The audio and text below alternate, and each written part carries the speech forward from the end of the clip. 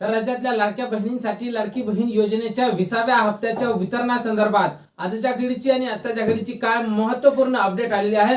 उदाहरणार्थ फेब्रुवारीचा हप्ता हा तुमच्या खात्यावर कधी जमा होणार, अजून विलंब होणार का या हप्त्याला, या संदर्भातली माहिती सविस्तरपणे समोरच्या 30 सेकंदात आपण पाहणार आहोत। त्यापूर्वी तुम्ही जर नवीन असाल तर नक्कीच आपल्या व्हिडिओला लाईक करून चॅनलला सबस्क्राइब करा। नमस्कार, मी भाऊसाहेब कोडे स्वागत करतो तुमचं लाडकी बहीण योजनेच्या एका नवीन व्हिडिओमध्ये। तर पाहून घ्या लाडक्या बहिणींनो, आज फेब्रुवारीचा महिना उलटून 11 दिवस झालेले आहे आणि आतापर्यंत GR यायला पाहिजे होता। राज्यातल्या लाडक्या बहिणी 8 मार्च पासून म्हणजेच राष्ट्रीय महिला दिवसापासून हप्ता वितरणाची वाट पाहत आहे आणि त्या दिवसापासून अशा बातम्या येत होत्या की 8 तारखेला किंवा 8 तारखेच्या जवळपास हप्त्याचं वितरण होईल, पण अजूनपर्यंत हप्ते वितरणासंदर्भात कसलीही अपडेट आलेली नाही। याचा अर्थ असा होतो की या महिन्यात सुद्धा तुम्हाला हप्त्याला विलंब होणार आहे। फेब्रुवारीचा हप्ता सुद्धा तुम्हाला उशिरा मिळणार आहे, कारण आज 11 तारीख आहे आणि 11 तारखेला जरी GR आला तरी सुद्धा त्याची काही प्रोसेस असते, ती प्रोसेस 2 ते 3 दिवस होत असते।